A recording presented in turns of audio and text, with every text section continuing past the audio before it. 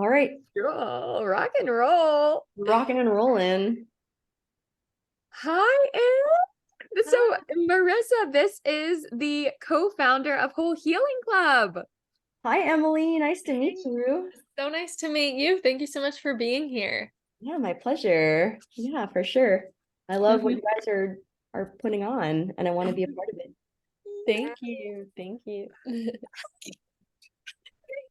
Hello. This is like magic. Anytime I see these faces on the screen, I'm just like, and Caitlin may be coming from the stables. I don't even know if that's the right word to call it, but I feel like usually when her video's off and she's not talking, it's because she's going from horse stuff to human stuff. Yeah, I'm just settling in. I'm home, but yeah. Cool. Well, I'm gonna check Facebook real quick just to see if anyone specifically RSVP'd. Okay. Emily, are you also in Nashville? No, I'm currently in Atlanta. Oh, me too. Oh, amazing. Well, I live in Austin. I had just moved there from New York like a couple weeks ago. I'm just at home visiting my parents right now, which is why I'm in my childhood bedroom. So Nice. yeah. Oh, that's the best. I know. Yeah, I found like all these old like bracelets and I was like, you know what? I don't wear jewelry anymore. Like, how much fun are these? Like, I should put these on. Those are fun. Adorn yourself. Might as well. Yeah, and it brings back so many memories. So Yes. yeah. It's actually cool that everyone on this call lives in a different place right now. Like Franny, where are you right now? I'm in Jersey City, New Jersey. And Caitlin, where you at?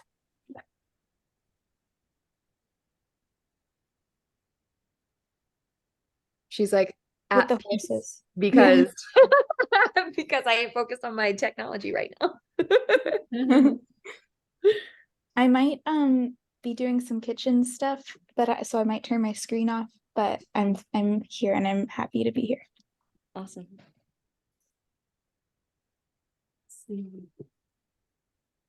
No, I'm in Smyrna, Georgia, and Me too. Yeah, my parents live in Smyrna. I grew up in Smyrna.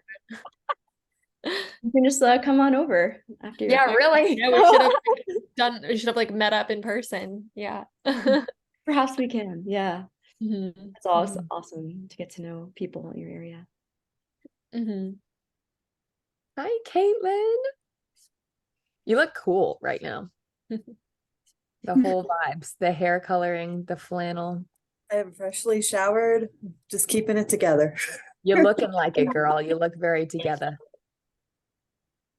All right. I didn't have anyone specific me met. I had a couple people be like, I hope I can make it. So if there are a couple of late joiners, that might be a sitch. But aside from that, these are the people who were like, hell yeah. Do you know if Chloe's coming in? I didn't reach out to her specifically. I haven't talked to her, so I'm not sure, but I can text her. Sounds like a plan. Yeah. I saw that she liked the event or something like that. So I figured she knew it existed, but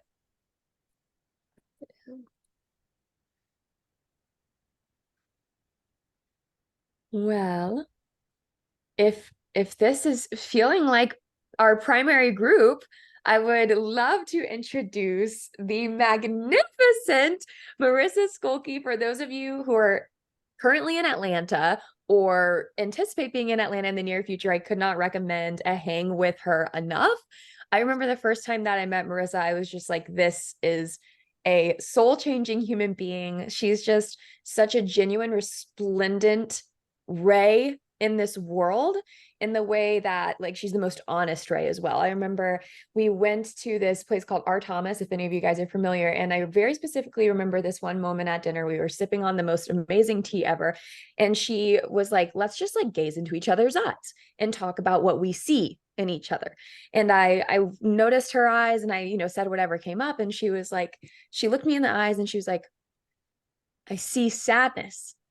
And there was something so poetic about her fearlessness in saying that. There was no judgment in the fact that that is what she was receiving. And there was an open-heartedness and a safety in it. And so when I think of Marisa, that's what I think of: open-heartedness, a sense of safety, and being accepted for all of our parts and our wholeness. And that's what we're all about at Whole Healing Club as well. So without further ado, I introduce you and send you to Marisa Skolky, plant medicine guide, a shamanically trained practitioner, certified hypnotherapist, white galactic wizard, not sure what that is, but she can tell us more, a Reiki master and expressive arts facilitator, amongst many other things. And today she's going to really help encourage us to dive into the creative arts in a number of ways today. And it's going to be absolutely spectacular. So without further ado, I pass it off to you, Marisa. Thanks, Alana. That's so sweet. I love the way that you see me, and I appreciate our authenticity as well. That's definitely a core value for me. And I'll tell you a little bit about how I got started in experiential therapy, although I've always been into the arts, making music as a musician, singer-songwriter, always been into theater and dance. I struggled with bulimia for 16 years and some other issues as well, from PTSD and onward. And ultimately, I overcame that through the use of expressive arts therapies, plant medicine, and a mixture of somatic work as well as internal family systems work. So getting to know your parts. So these are the tools, all the tools that I've created from all these years of struggling, trying to heal myself, are now what I teach and help others through. So my clients are a lot of times they're women, a lot of times they're struggling with anxiety or depression, they're creatively constipated and are feeling stuck in their lives. They're not knowing how to manage their emotions. They're scared to feel their emotions. They're numbing out, they're distracting. So my work is largely about empowerment to come back home to yourself. And we do so through embodying a new way of being. And so a lot of the work that I do is a combination of both energy work, somatic body work, and then spiritual work with sacred plant medicines. So I'm going to share my screen with you. Wait, I didn't do that yet. Desktop here. Okay. Can y'all see it? Absolutely. Okay, yay! Woohoo! So this is what we're going to be talking about: experiential therapy, connecting mind, body, and spirit through embodied art and intention. And intention is a huge piece in what I do. So when you create an intention, you want to think about two main things: awareness and action. So for example, say, I want to feel less anxious in my body, mind, and spirit, or I'd like to create more joy in my life. Well, you might say, okay, well, how am I going to know that I'm anxious in the first place? Well, maybe my chest is beating fast. Maybe my throat feels tight. Maybe my stomach feels tight. Maybe my shoulders are hunched over. So you want to note how your body is holding it. And then what you could do is you could hold that position and freeze and take a deep breath in and out, create a repetition with it, and then shift into a more empowering way of being. Hold it, breathe, create a repetition. And this is just like one little technique about how to bring your inspiration and your intention into your embodied sense of self. So again, with the anxiety, maybe my embodiment of creating less anxiety is putting my hand on my heart and my stomach. And every time I notice that I'm talking fast or my stomach's clenched, I'm going to stop. I'm going to put my hand on my heart and my belly. And I'm going to take 3 nice big deep breaths. And what that's going to do is it's going to start rewiring some patterns in your brain. So what is experiential therapy? So sometimes we don't have the words or the thoughts to actually express what needs to be expressed. Sometimes it's a sound, sometimes it's a color, sometimes it's a shape, sometimes it's just a feeling, and we may not even have a description for it. And so through the use of embodying this neuroplasticity and change and creating curiosity and play into our healing journey, we can we have this multi-dimensional level of healing that's not necessarily as accessible through regular talk therapy. So experiential therapies tend to work from, the 80% of the subconscious mind, which again, the body holds a lot of that, a lot of the trauma, a lot of the patterns. So some examples of that are psychedelics, are psychodrama, are dance, dialogue, writing, drawing, dancing, internal family systems. So anything is an experiential therapy that is action-oriented, it's co-created, it's dimensional, it's multi-level, and it's therapeutic. It means show me with your body, don't tell me with your mind. A great example of a way to connect to yourself and make decisions from a space of embodiment could be this wonderful muscle testing technique that my one of my mentors, Dr. Susan Russell, has taught me. And it's the test where you calibrate first, and it's basically forward for yes, back for no. So, for example, my name is Marissa, and I wait for my body to lean slightly forward. Okay. I'm a donut. Oh, my body goes back. I'm clearly not a donut today, but I could be some other time. Anyway, I digress. So you can really check in and ask yourself, is this supplement right for me today? Yes or no? Is this the right therapy for me? Well, let's find out. And when you start to really come back and trust the body's own inner healing intelligence and that subconscious piece of where the patterns are repeating itself, how you hold your body in space and creating a lot of interoception, how you feel inside. So here's are some examples of expressive arts therapy. There's me in my music station, and that's a hop A experience with ceremonial tobacco that I use a lot of times with my clients. And so these are just some examples. So we're gonna do a little experiment here. So if you have a pen and paper or something that you've got to write on, we're going to do what's called a somagram. So a somagram is basically, it means like the whole body. That's what soma means. So we're going to draw, basically, you can draw an outline of your body, or you can just use the whole page as your body and draw how you feel, for one, right now. And you could put words in it that describe certain areas. You could put colors in it that feels like the way that you're feeling. So you might feel blue in your heart, or you might have a nail in your side, or there might be a pebble in your foot, or maybe there's something itchy in the back of your head and that's green, or, so using your imagination to really tap into what's going on internally to see if you can express it without judgment, without expectations. And I can play some music for you if I could figure out how to do both this screen share and hold on. I think I'm going to figure it out. Believe in you, believe in you. I know. Mm-hmm. I don't know what the name of that graphic designer is. But that dude, if any of you guys, you don't look at me if you're like in the zone, but where, I don't know, this body things, it's fun.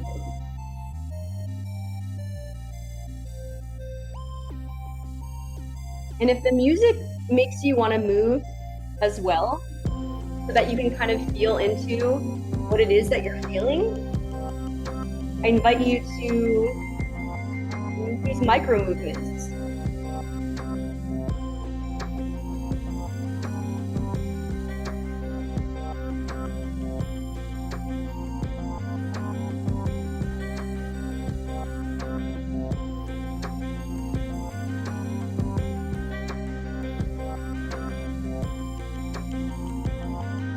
Are we writing how we emotionally feel in those areas of the body, or physical? You can write, anything's game, it's possibilities.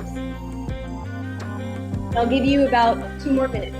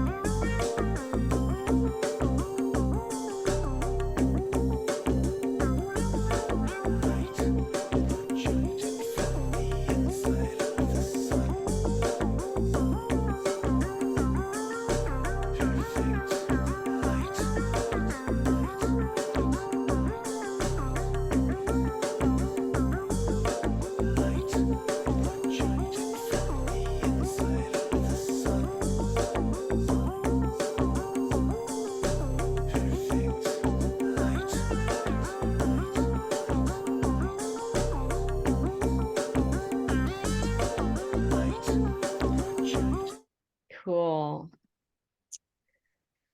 Okay, let me share my screen again. Boop. There you go. So I'll take some time to digest that experience and integrate it.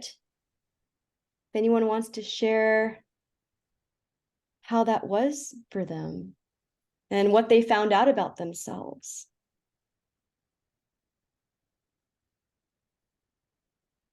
Well, this is what mine looks like. I don't know if you can see it, Oh, but there was something kind of cool about the time pressure. It was like, okay, 2 minutes. And I was like, oh damn, I gotta figure my shit out in 2 minutes, which was a little anxiety inducing, which also feels exciting. You know how anxiety and excitement, they can kind of feel similar.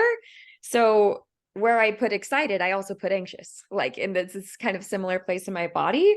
And I noticed it was like just kind of an exciting game. Like it felt like a game somehow, but it was cool noticing how, yeah, like I wouldn't have realized that I felt curious if it weren't for this activity. I was like, wow, I'm curious up there right now. Cool. That's not a word I would usually describe.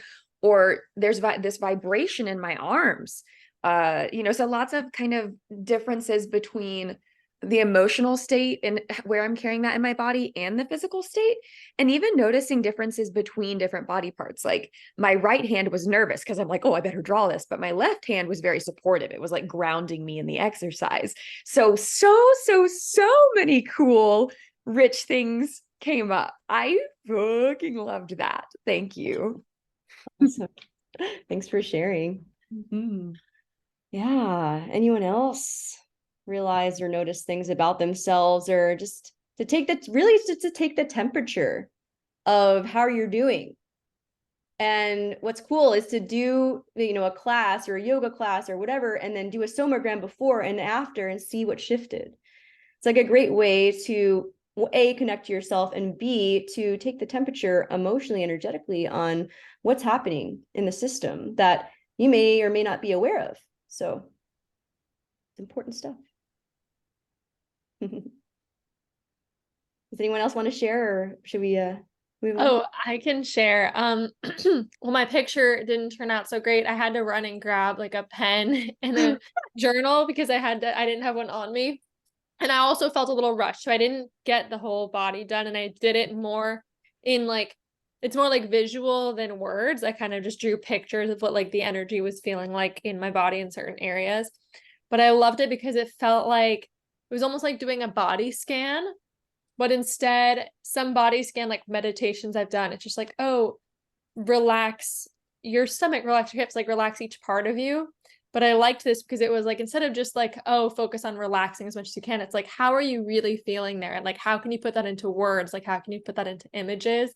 And I was like, wow, like some places I have a lot of like free moving energy, some places I have heavy energy, some places I have a lot of like stagnancy. So it was really cool to see what that looks like on paper, and also to take note of that. Yeah, creates greater levels of awareness for sure. Yeah. Can I see your drawing? Oh, it's just so bad, but okay, yes, you can see it. Only if you want. So yeah, so I started with by heart, did like a little blob, and it says dense there because I just felt like I have this like dense, not heavy, but like density. And then I switched to just doing like the visuals. So I have this is like a lot of stagnant energy like Yeah. in my hips and in my like solar plexus, I would say. And then I felt a lot of like light airiness like in my, Mm. I guess you could say like my third eye, my crown felt, pretty good. I felt like I had like a good solid thing going on there. And then same within my throat. I felt like almost like a gentle cloud. I don't know how to describe it, but I liked it. It just felt right to do it more like visually. May I make an observation or reflection? Mm-hmm. I think it makes a lot of sense that yours took a visual route, because you know how we talked about how certain people think their thoughts as if it's like internal monologue versus visuals, and you're a visual thinker. Very So it visual. makes a lot of sense to me that you would have gone the visual path and I would have gone the word path. Yeah, that's so true. So cool. Keen awareness Mhm. about knowing yourself. Mm-hmm. Yeah. Beautiful. Yeah. Thanks for for joining me with that. Mhm. See if I can.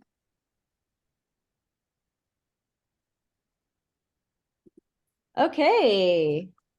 Benefits of experiential therapy. So, like I said before, like when we engage in talk therapy, we're only accessing the top 20% of the brain, while experiential therapy impacts the bottom 80%, which is the unconscious. So, through spontaneity and creativity, which is the antidote to anxiety, we can find embodied freedom. So this work is really dear to my heart. I believe in its power to help humanity transform out of fear and into love. And here are some benefits of experiential therapy. So the first is active engagement. So like unlike traditional talk therapy, it involves actively working towards a common goal and using spontaneity and creativity to access the unconscious. So it can be helpful for people that struggle to express themselves verbally or who may be disconnected from their emotions.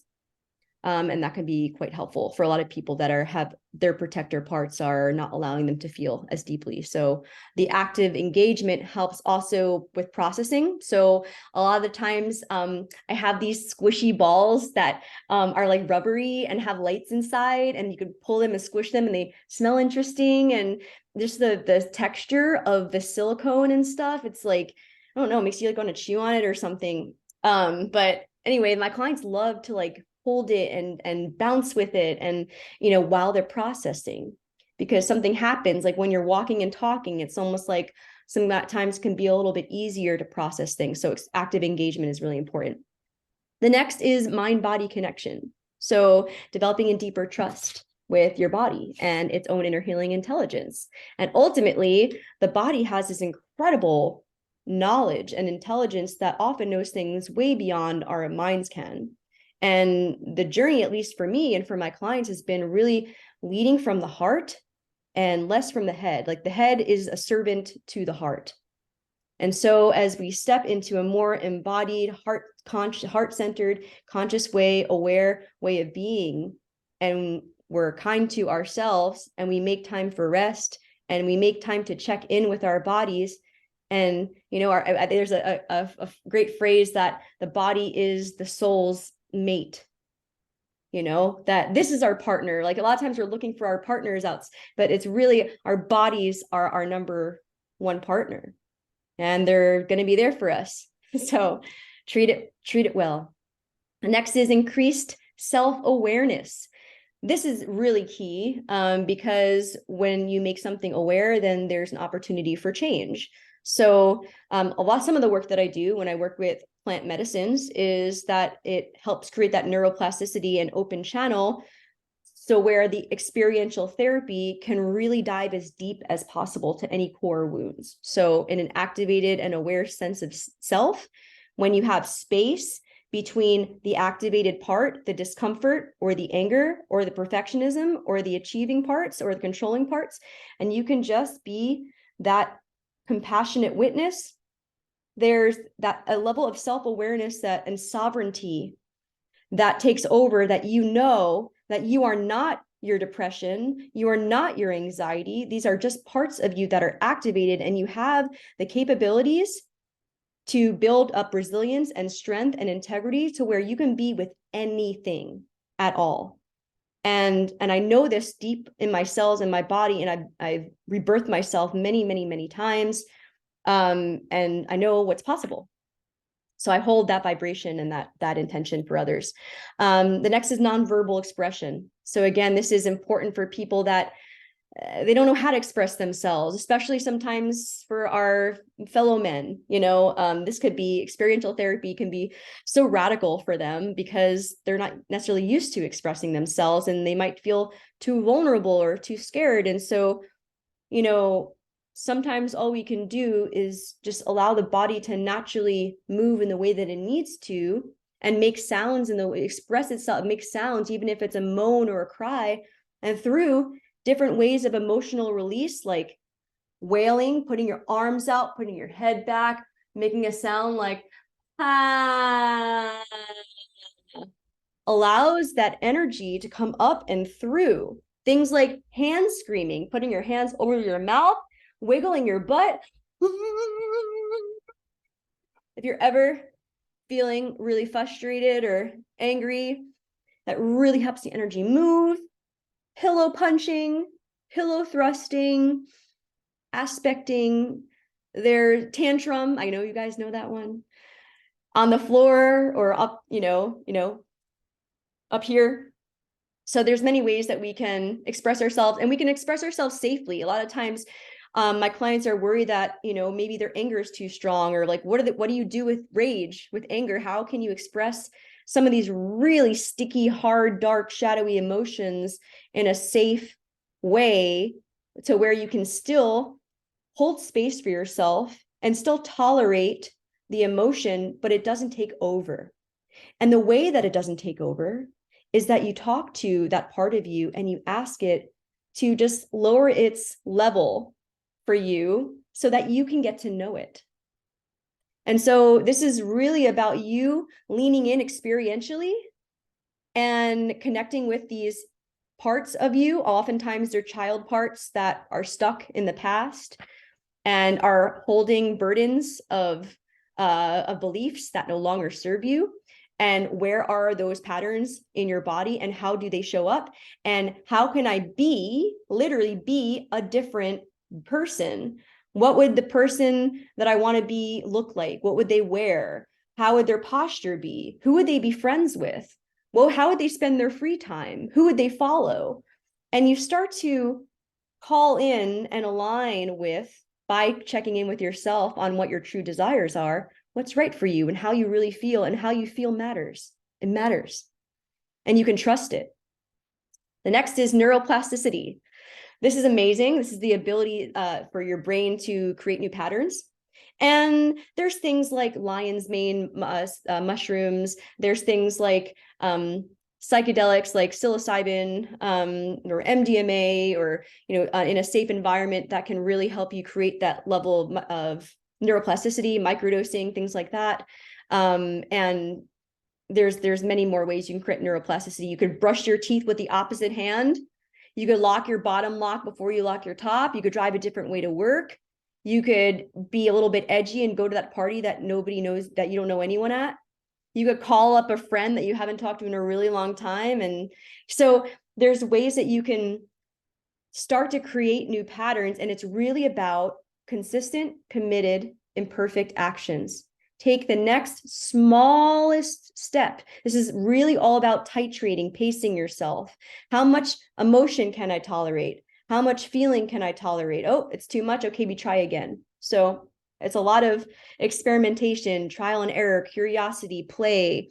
And of course, the most important thing is that you're in a supportive environment, where someone's going to, compassionately hold space for whatever it is that shows up for you. And that is something that is very dear to my heart.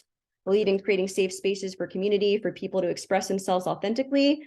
I host a Thursday night dance here in Smyrna that is a conscious dance and expressive art experience where I guide it with my voice, and we chant and sing affirmations and all sorts of stuff in combination with dance, and singing bowls and tea time and all sorts of fun stuff. So yeah, I love creating community. May I ask a quick question? Yes. So when thinking about mind-body connection when it comes to emotions, sometimes, at least I notice, that my body may be feeling differently than my mind. And it's oftentimes anxiety. Like I notice my body is feeling physically anxious, but my mind is very chill. And it's like, you good. What do you do in situations like that other than notice? I think it's just like the radical acceptance. I try to understand why you would feel that way. Like what are the beliefs that are behind the way that you're feeling? And also, what is the shape that you feel, and can you feel it, really go into it and create a movement with it, and then shift out of it or shift into something different. I always find that doing some form of moving, connecting to your body, can help you better get to understand, or at least release any stuck energy. Because a lot of times the anxiety is just like I think we both have all so much energy. And if you don't use it for like creativity, it starts melding up inside your body and becomes that block of anxiety. And it's just tight stomach and tight road and feeling like your head's on a swivel and like hyper vigilant. And it's really, it can be like a trauma response from childhood, just being stuck in freeze or flight. You're stuck in anxiety, you're stuck in flight. So how can we repattern your nervous system so that it can be on the same page as your mind, or vice versa? And I feel like if you're going in loops with your head, you're not supposed to figure it out with your mind. You let go of the head, you shake it out of your head, and you go into the body. The body will never steer you wrong. So you can trust that. Thank you. Yeah. Any other questions? Okay. I tend to go pretty fast. It's like a Speedy Gonzalez part of me. So how does experiential therapy work? So a lot of different ways, but emotional expression leads to self-discovery. So by experimenting with how you feel, you get to more greatly understand yourself and integrate the wholeness of who you actually are. So our emotions are like a guidance map, right? So, we're trying to align with the things that make us feel good, at the same time honoring that the contrast is giving us growth and desire for something even bigger and better. So when we express ourselves, we're giving respect for our parts. We're honoring the humanity of the fullness and the non-duality of life, that you can't have the dark without the light, and neither are better or worse. They're just there to be radically accepted, to be seen, to be understood, to be acknowledged, to be witnessed. That's what all these parts of ourselves want. They want to be loved and appreciated and seen for the roles that they play, even if the roles that they play are destructive. So the more we can have compassion for ourselves and express ourselves, the better. Somatic awareness. So what are you noticing when you check in to your body? Closing your eyes often helps to create that interoception of the feeling state of what's happening inside. And that can also create a much deeper level of connection with yourself, with your inspiration. To be divinely guided, to trust yourself, you start coming back home, start going inside and just feeling what you feel and honoring whatever shows up. The next, it anchors life experiences into the nervous system. So what happens inside of you as you talk about anxiety? So noticing the changes that are happening as you're speaking about them gives you another level of awareness. And that level of awareness, again, helps you integrate the mind, body, and spirit all into what's actually going on inside of me. And why do I feel that way? And what am I resisting? How can I soften myself to this experience? It's a great question to ask yourself. Or what does this discomfort want to show me? And so to get curious, to ask really good questions. It's also, you can ask those in a form of an intention. Show me how to be more joyful today. Show me how to look out for miracles today. Show me how to be more lighthearted. So you can ask internally yourself those questions and see also how your body responds to the answers. So just like a sense of open curiosity. The next, builds capacity for tolerating greater feelings, using body awareness to establish safety and set the stage for traumatic resolution. So this is about, being able to sit with your discomfort for longer periods of time, because you have a sense of courage that you're not going to run away from yourself, that you're here to stay. It's almost like not pushing your children away. It's like your children are coming to you and they're in all sorts of shapes and forms and sizes. And some of them you like and some of them you don't like today. And so you're not going to shove your child away. You're going to be like, no, I don't want you. I don't want to look at you. You're going to come here, discomfort. I'll hold you. And so that when you show up for yourself in that way, it's almost like, your parts start to trust you, and you create greater capacity for showing up for greater extents of everything. So, one ends, yes, you can feel, as the more you feel, the deeper you can feel. And that's great because it can give you a guidance system on what matters to you and what you enjoy. And so you get greater clarity when you really dive into your emotions. They're just energy in motion. They're sensations. What sensations am I feeling? And how can I use my creativity to transmute and transform and express and release that energy in a way that feels satisfying to me? So a great way that we heal the nervous system is through things like resourcing. Resourcing means that you're using tools like grounding practices, swaying from side to side, humming. You could also do lengthening your spine. That's a resource. You could dance as a resource. Whatever it is that helps you feel empowered and grounded and strong. If you can engage your body, if you could bring some creativity to it, it's always a good thing. Okay, we're gonna do an exercise. So, if you have around you a rock, something of weight, it doesn't have to be a rock, it can be a journal or something that has some weight to it that you can hold like from one hand to the next.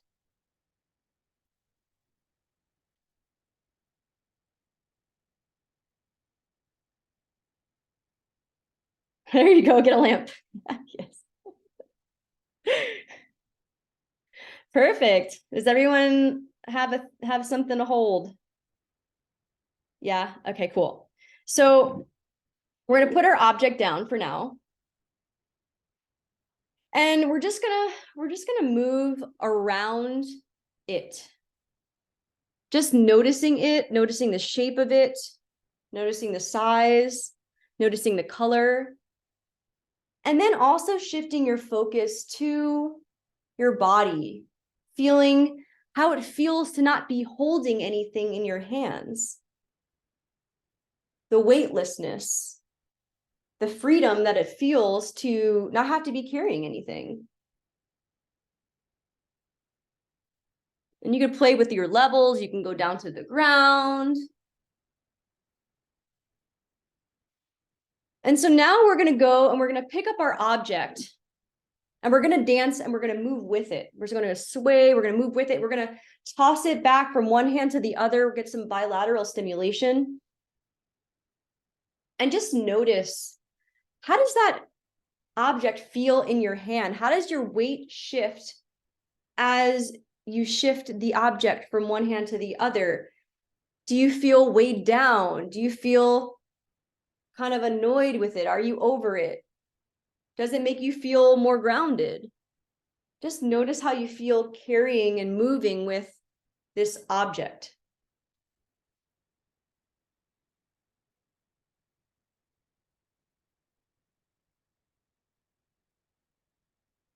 Now we're going to put it back down. And we're going to move again without it. Again, feeling what it feels like to not have that object in your hand. The different ways in which you might be able to move because you're not carrying it.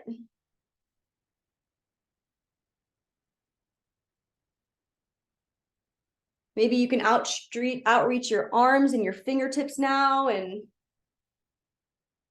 you're not tied to it, but it's still there. And the next time that we go and we pick it up, we're going to set the intention to imbue this rock or this object with something that you want to let go of.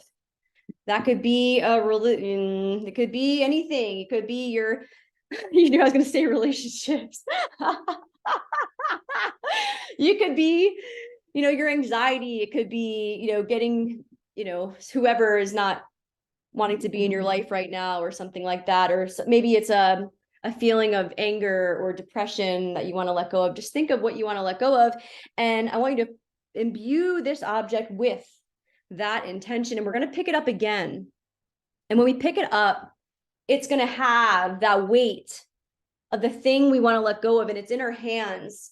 And just see how you can move with it now with that energy of the intention of letting go, of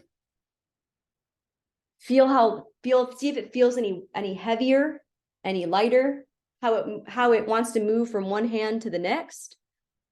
Or maybe it doesn't want to move from one hand to the next at all. Maybe you have some resentment in your hands. Whatever it is that you're moving with, continue to move and feel what that feels like without judgment, without expectations, just to feel. And we're going to put this object back down. And again, how does it feel to have let go and put down the imbued intention of the thing that you wanted to let go of? So depression, anxiety, hopelessness, despair. And now that you're not carrying that, the ways in which you can move and be in the world, has that shifted? Has that changed? What do you notice? Is your stomach looser? Is your chest open? Are your arms outstretched? Are your hands clammy or cold? Beautiful. Good job, everyone. Yeah. Thank you for joining me in that exercise. So we'll take a pause and check in and see what y'all noticed. What shifted, what didn't shift, what surprised you.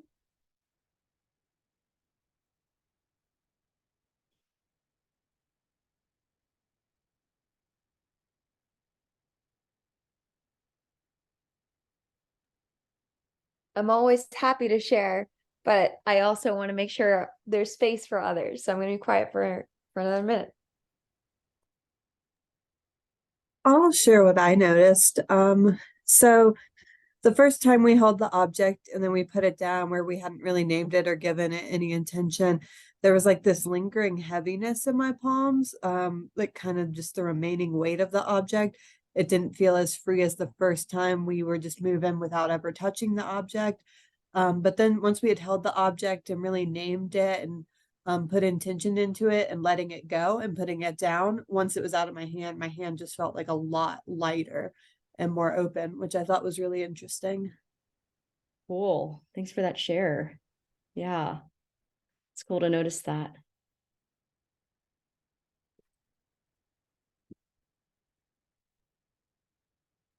Franny, before I speak, if you're there and you want to talk, I want to invite you to do so.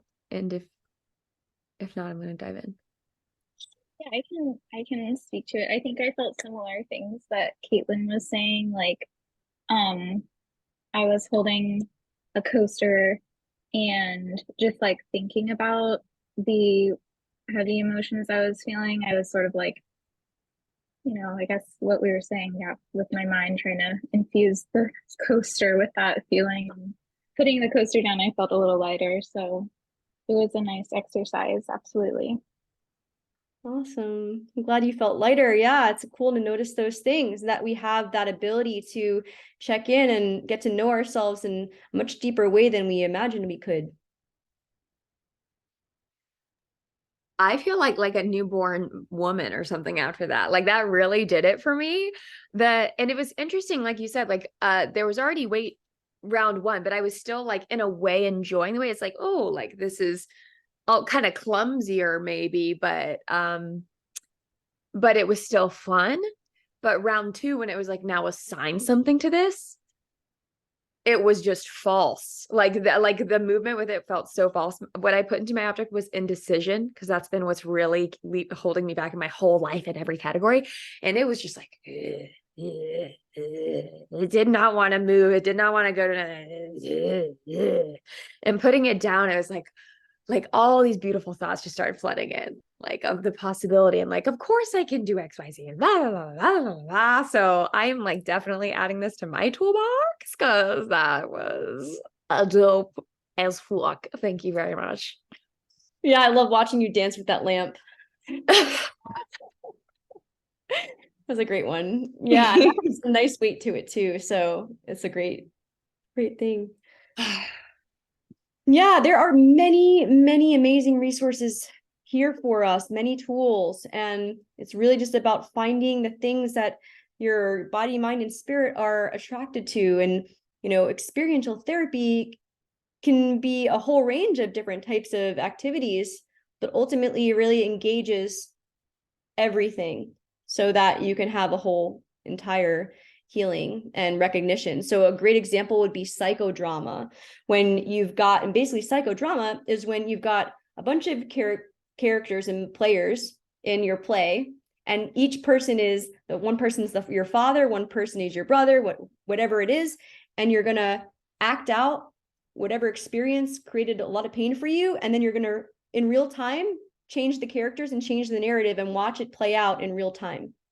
And there's something that flips in the psyche. And I swear I've had many, many experiences with these types of therapies that have ultimately transformed my life. One was the reason why I put on my dances was that I did a psychodrama where I had everybody act out that I was going to start hosting dances, and this person was going to take care of the food, and this person was going to take care of this. And I watched it come together. And I cried after that experience because I knew it was possible, because I just saw it happen. When there's a different type of learning when you actually can know it and feel it for yourself. And then no one can take that from you, that truth, that knowing. So there's this powerful medicine. Does anyone have anything else to share before we move on? Okay. See, I don't know how much time we have for a dance. Maybe I will skip that because we only have 10 minutes. So I'll come back to it if we have more time. Okay, so these were the 12 tools for emotional release that I was briefly going over. And so through the use of breath, sound, and movement, you can really move just about any energy. So the hand scream was the one where you're putting your hands over your mouth, you're wiggling your butt, and you're doing a really long scream exhale. So it's not like, it's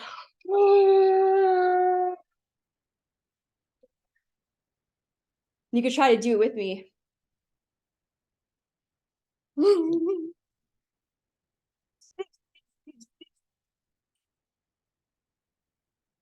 Yeah, get that energy, and you could probably feel that heat rising, and the energy is shifting. So power stomping, really letting yourself have it, have that anger, have that frustration, like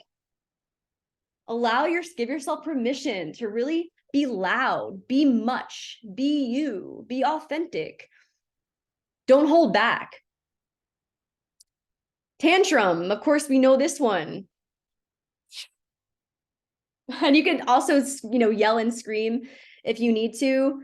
When you're wanting to pillow punch, you want to use the forearms of your arms. So it's going to look like, here's my fluffy pillow here.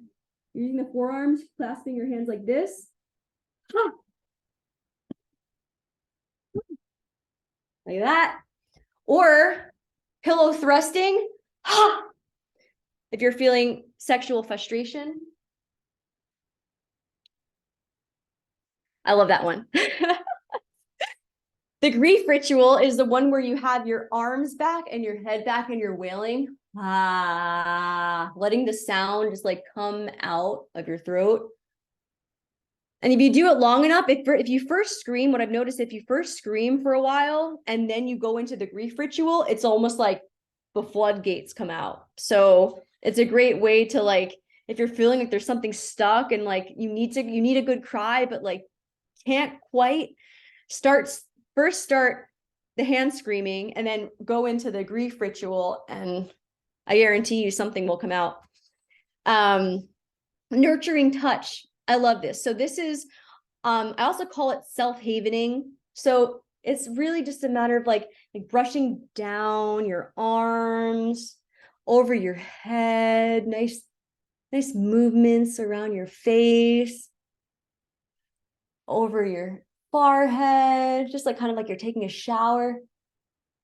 And you're also sweeping off your energy, right? You're also clearing what no longer serves you. So sweet, gentle touch, maybe some light massage, some gentle, really being sweet to yourself is a good one. Singing and dancing, which is my ultimate favorite one ever. And I use this in a really fun way. I make songs for all the emotions. I can make a song about anything in the whole world. And I like to sing. I like to call myself out and sing. So if I'm like wanting to go binge on chocolate, I'm like, going to the cabinet to eat lots of chocolate, probably gonna eat lots of them. And so I'm just calling myself out, making it fun. You can use song and dance to transmute anything. Breathe where it hurts. This is a great one to where you can really focus inward and breathe and focus on where it hurts and focus your loving attention there, taking deep breaths, breathing in that prana life force energy, exhaling fear, breathing in love and healing, exhaling fear, and aspecting, which I'm not going to go into now because it's a little bit more in depth and we only have a few more minutes. So these are just a brief overview of some of the emotional tools that are helpful. And some success stories. So I have a ton of success stories. I've been working with plant medicine since 2009, and I've been a Reiki master and hypnotherapist since 2015.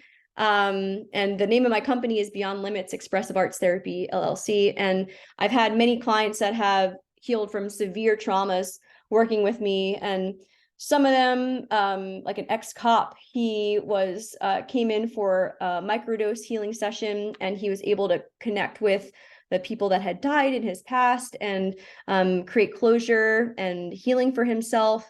I had another client who had she'd never believed in Reiki ever, and she allowed me to do Reiki on her, and she felt like sort of like a nail in her side. And we realized that it was her father's energy that was like stuck in her side, and we pulled it out and transmuted it. And she's a firm believer now about it, and she's feeling great. I personally healed a broken leg through an ayahuasca experience. I went to Costa Rica on crutches, and I came back not needing them. And the doctor, when I went back to the clinic a week after, they couldn't find the break. So I've witnessed and been part of many, many miracles in my life, and I'm so grateful for that. I had another client in his late 70s who really accessed a lot of his multidimensional types of artwork, and now he's sharing his artwork with his golf community, and they're hanging it up inside the buildings, and he might make tarot cards with it. Like, it just enhances creativity to like the nth degree. So that was amazing. And then I talked a little bit about my time in Mexico working with psychodrama, but I've done a lot of healing work with some shamanic practitioners in Mexico at an Iboga clinic, where it was an addiction clinic for people that were coming off of drugs like heroin and meth and things like that. And I helped with expressive arts there and participated in the singing and song ceremonies and sweat lodges and things like that. So yeah, I've done a lot of somatic trauma therapy certifications, and that's a interesting, passion for me, is learning how to help people navigate trauma in a way that is not so scary, and that is a little bit at a time in the direction that feels most aligned for them, and to create tailored processes for each individual person, because we're all so unique and we all need different tools that will be the perfect recipe for us to feel our best selves. So yeah, that's pretty much where we are.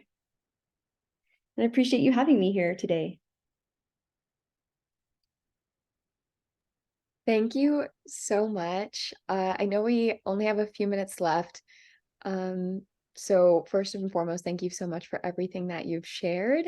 And I know what an awesome singer you are.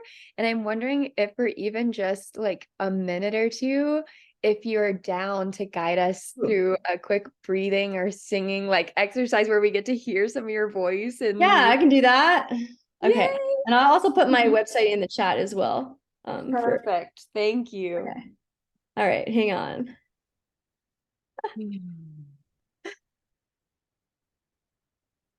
All right, let's do this share.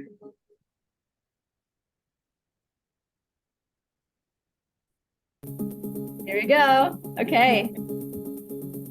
And it can help to close your eyes.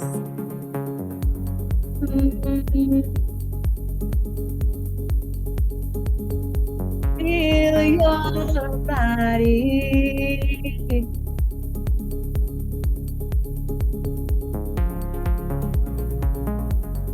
You got this. You got this.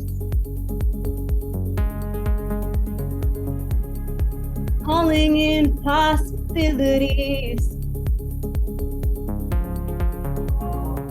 Everything is always working out for me. Everything is always working out for me. You got this. You got this. Everything is always working out for me.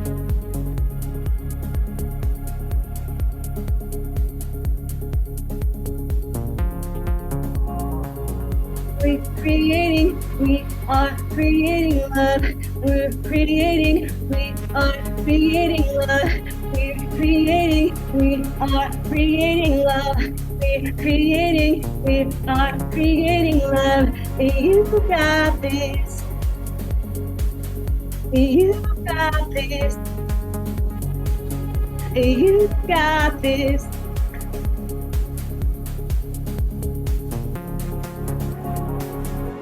Taking a deep breath in. Making a sound on the exhale.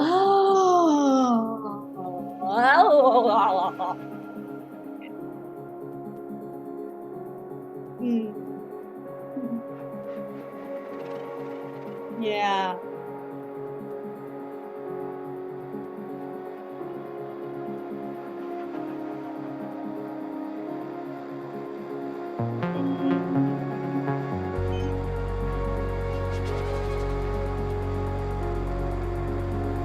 Nowhere to be, there's nothing to do, just feel your body, feel the music in your bones.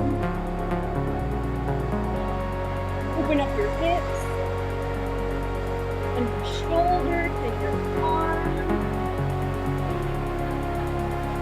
And just reach for what you want.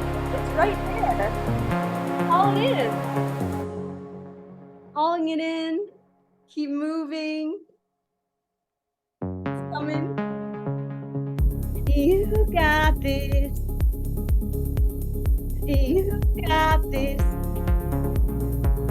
And call it in. And call it in now. And call it in. Call it in now. Call it in. Call it in now. Call it in. Anything. You are brave, you are strong, you are enough, that you are enough, you are enough for me, you are enough for me, with your sensitivity, that sensitivity.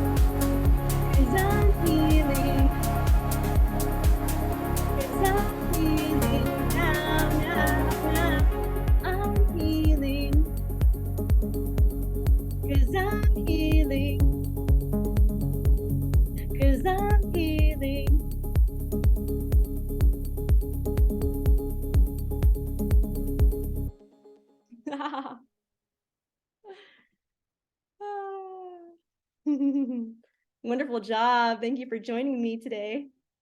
That was so fun. Thank you. You're welcome.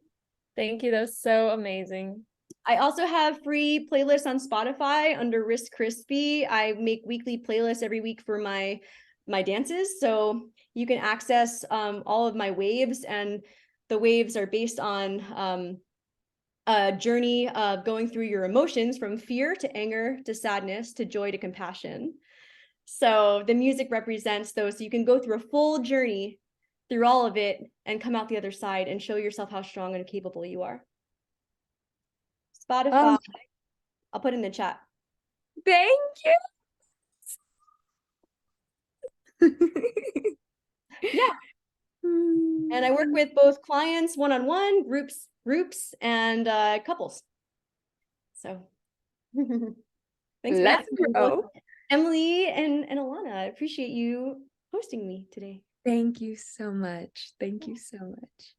This was amazing. Thank you so much. I'm like so excited by all of the things that you special in, because they're things that I'm like slowly starting to like become interested and gain awareness of as well. So thank you so much for being here. I messaged in the chat. I don't know if you saw it, but I was like, if I was still in Smyrna, I'm leaving tomorrow, but if I was still here, I would totally come to the conscious dance night because that sounds so amazing. But next time I'm at my parents' house. Another time. Yeah. And thank you, Franny and Caitlin, for being here as well.